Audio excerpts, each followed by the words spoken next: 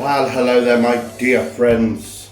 Welcome back to the Scott Reed Project. So, the summer sun is fading as the year grows old and darker days are drawing near. So what that calls for is some proper winter warming, rib sticking fodder. And what better than a beautiful casserole or stew. So what we're going to be making then is a wonderful, rich, unctuous, tender venison casserole or stew, either. So what you're looking at then is a plethora of ingredients. I've got about a kilo here of wonderful venison. This is from a local fallow. These are actually bits of the neck fillet and part of the shoulder. You can see the chunks are quite a decent size. That's what we're looking for, so a kilo of that. So I've got some carrots there. I just thought I'd play with my melon baller, man. I must get out more, but yeah, 2 good carrots. I've got 2 onions, roughly chopped. I've got 2 sticks of celery, which I love, roughly chopped. And then some cubes of swede, or neeps, whatever you want to call it. Then we got some flour for dredging our lovely meat, along with a bit of Coleman's mustard powder, give it a little bit of heat, a little bit of je ne sais quoi. Then we got some stock cubes. We're using these Knorr ones because Marco Pierre White says they're the best. And then a few aromats. We've got some fresh thyme, some bay leaves, a few juniper berries. And then we're going to be using a bit of red wine, this posh Rioja. We all like a bit of Rioja, mate. So I've got some Rioja and of course some Liam Perrins. Looks a lot, looks quite daunting, but it is simplicity itself. So to start off then, we want to dredge. I'm just going to move, you watch us go all over the shop.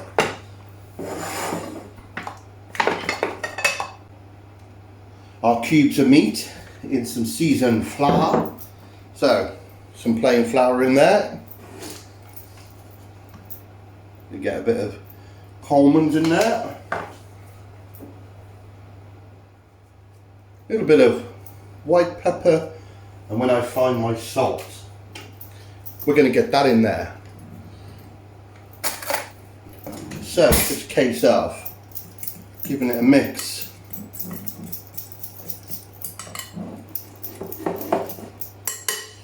And then putting our cubes of venison in. Making sure they're all fully coated, shaking off the excess so we're left with those beautiful cubes of venison. What that will do, it will give a lovely crisp outer when helps the natural sugars to caramelise, and of course is a natural thickener for the sauce. So I'll fire through these. And in 2 shakes of a deer's tail, we'll be back. Very therapeutic. Right, that's those beauties done. It's over to the stove now. Get a real good colour on this, a real good caramelisation. Cannot wait for this. It's proper rib sticking stuff, my friends. So, we'll light the afterburners, drop in a splash of oil, let that come up to temperature, and then we will begin to fry off these lovely cubes of venison. What we're going to do, small batches, so maybe 8 to 10 pieces. You don't want to put too many in at one time, it will take the heat out of the pan and then you will just end up stewing it. I don't know if you've ever made that mistake. And you put loads in, you think, why ain't this colour in? Then it starts going grey and insipid. So yeah, that's the deal. Nice hot pan, nice hot oil, and then a few pieces at a time. Sweet Jesus. So slowly, catchy as a monkey. What I do is put one at 12 o'clock, put one at 6 o'clock, put one it 1 at 4.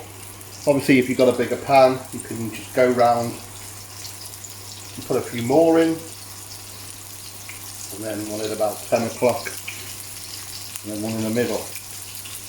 Now the reason I've done it like that and I don't touch it is when we've given it a few minutes we can turn it 12 and work. It was a remix. We can work all the way around and they should all be very similar. Oh, one on Rihanna then. Better put that on, the other half to go radio rental.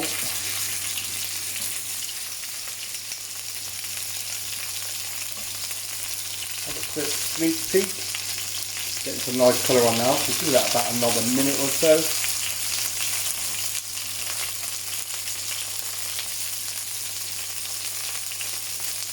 So they should all be looking the same. Because we know where we placed each one and how long they've been in. Look at that. So yeah. Clever, isn't it?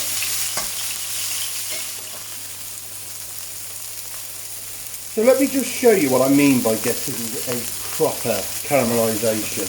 As if you were cooking a steak. Just look at that. Look at these wonderful pieces. The darker the better. Gorgeous. Right, get them into a bowl. I'm going to turn the heat right down now. I'm going to add in some more oil, some burr, some butter. Get that in there. You want this really low, actually. Really low. Always a bit fierce. Got my rock and roll spatula. Just get that melting. What we're going to do now is we're just going to gently fry off our vegetables. Just add a tiny bit of colour, soften them, and again encourage those natural sweetness, sugars out of them.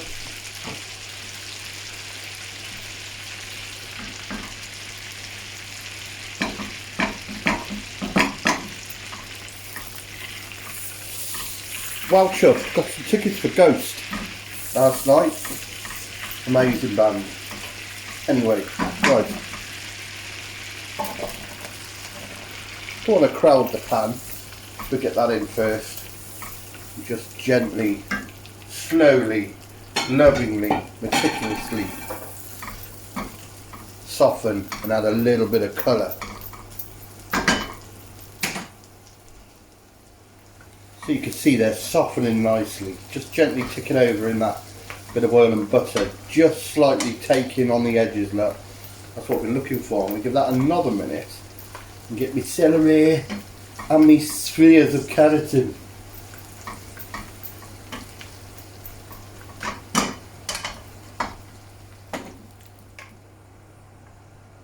Beautiful. So all the components then are pretty much there.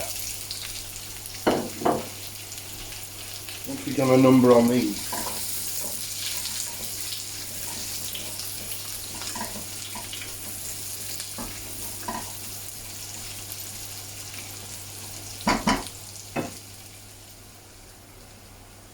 so I'm just going to put 1 garlic clove in, just cook that off for about a minute. What I'll do is I'll add those back in as well.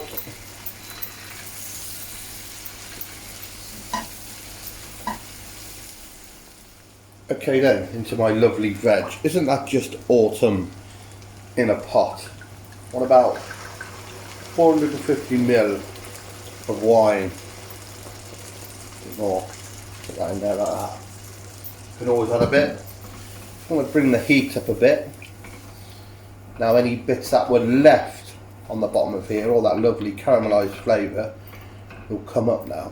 Keep it all in the pan. That's bubbling away like a good one, so I'll get that beautiful venison in, and of course the all important resting juices. Just get that in there. Oh look. Now what I'm going to do is I want to top that up to just covering with stock, so I'm going to try 500ml first.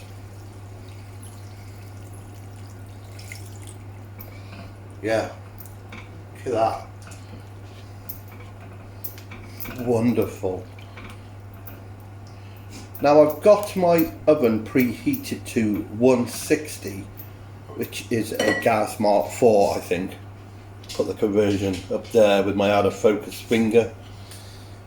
So what I want to do before I put it in is just bring this up to heat. I'm going to put in a bay leaf. I'm going to put 2 in because they're only little, and a couple of sprigs of fresh thyme. How's that looking? You know, I know it's its raw state, but you could just tell that looks promising. While that's bubbling away in glorious Technicolor, a little splash of Liam Perrin's Worcester sauce, made about 5 minutes away from here, just the finest. And then of course those juniper berries. Game loves it, especially venison 5 or 6 crushed. I'm going to bring that up to the boil, turn it down to a simmer, put a lid on it, and get it in the oven. Just beautiful. So at this stage then, if you want to, you can put some button mushrooms in or some wild mushrooms in. You can also add, if you want to, a little bit of tomato puree, whatever. But I just want it a nice, pure, old school, rich, unctuous, falling apart venison stew, casserole, whatever you want to call it. That's going in the oven.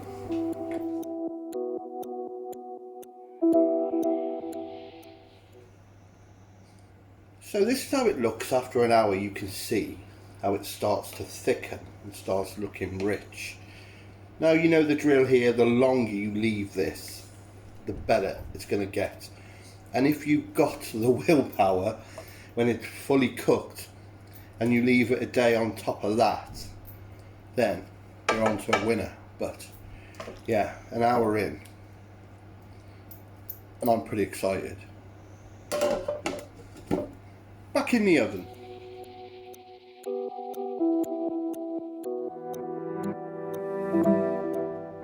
So after 2.5 hours, it looks like that.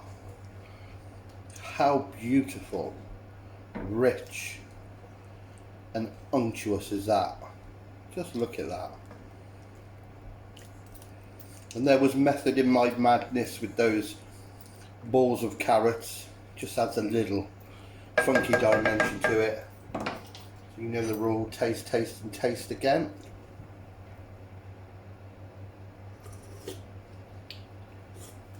Oh, wow, that's good. That is good. Oh.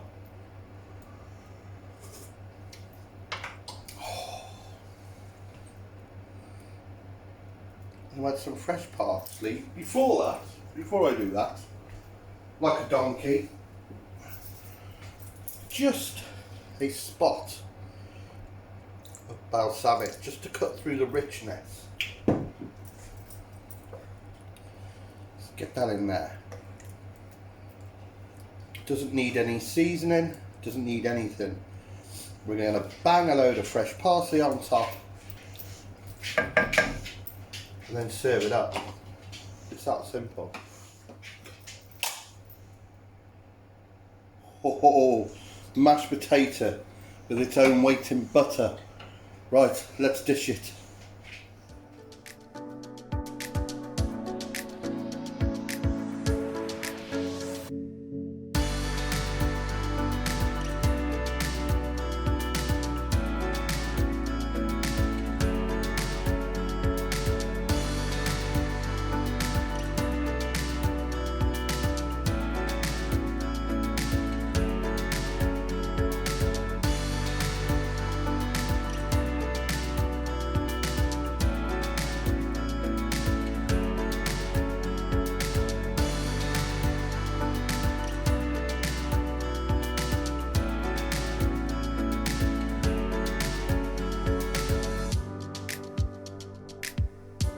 Well, not too shabby if I say so myself. Lovely buttery mash. Just going to have a bit of pretentious carrot first. The gravy is so rich.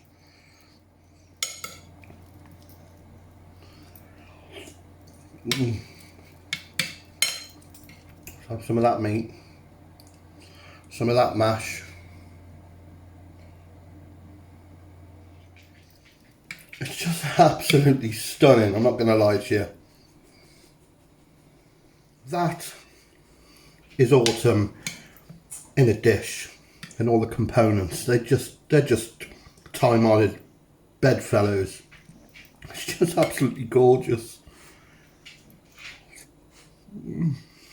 So another absolutely stunning venison dish there. Absolutely beautiful.